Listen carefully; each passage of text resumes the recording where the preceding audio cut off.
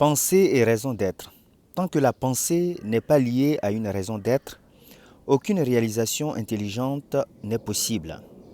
Dans la majorité des cas, on permet à la barque de la pensée de dériver sur l'océan de la vie. Le manque de but à atteindre est un vice et celui qui veut éviter la catastrophe et la destruction doit interrompre cette dérive.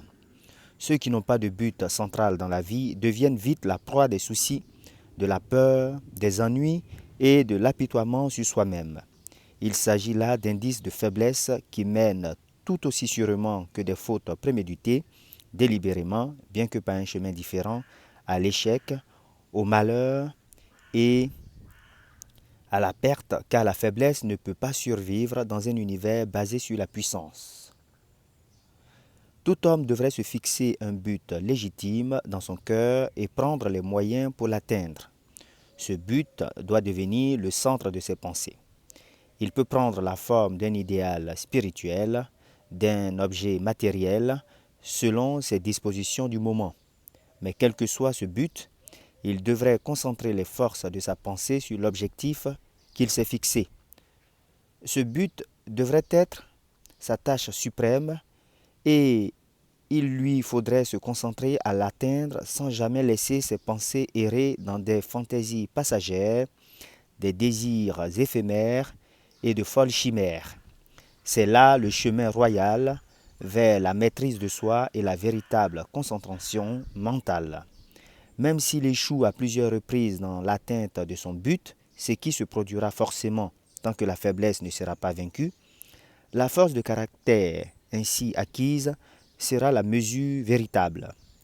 Cela constituera pour lui un nouveau point de départ vers une puissance et un triomphe futur.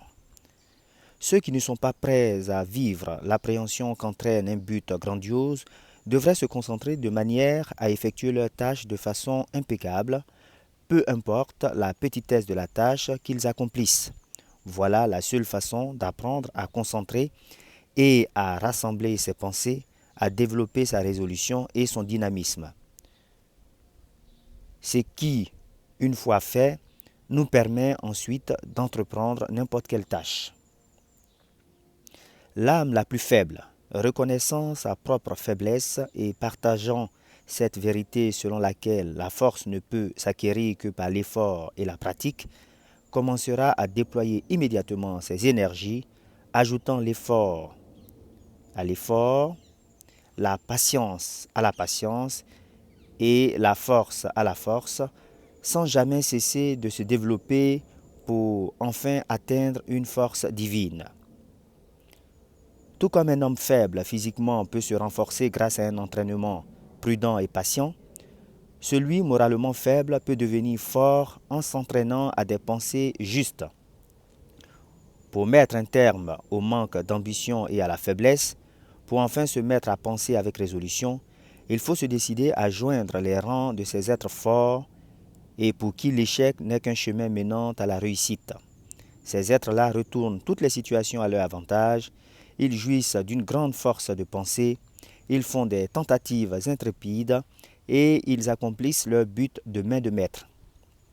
Lorsqu'il s'est fixé un but, l'homme devrait tracer mentalement le chemin qui mène en ligne droite, sans jamais regarder à droite ni à gauche. Les doutes et les peurs doivent absolument être exclus.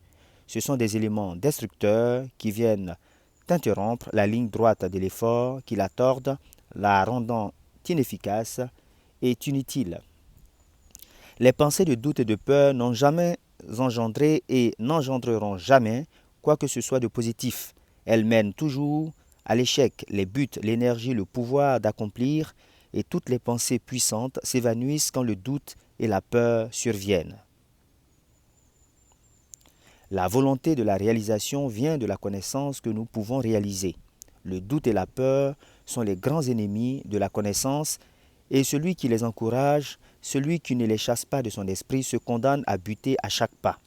Celui qui a réussi à conquérir le doute et la peur a réussi à conquérir l'échec. Chacune de ses pensées s'allie à la puissance, il affronte chaque difficulté avec courage et il déjoue avec sagesse. Ses buts sont solidement enracinés, ils fleurissent et lui apportent des fruits qui ne tomberont pas prématurément par terre. Les pensées qu'on allie sans crainte à des buts se transforment en force créatrice. Celui qui est conscient de cela est prêt à devenir quelqu'un de plus élevé, de plus fort qu'une simple poignée de pensées entremêlées et de sensations changeantes. Celui qui se conforme à ce principe devient le maître intelligent et conscient de ses facultés intellectuelles.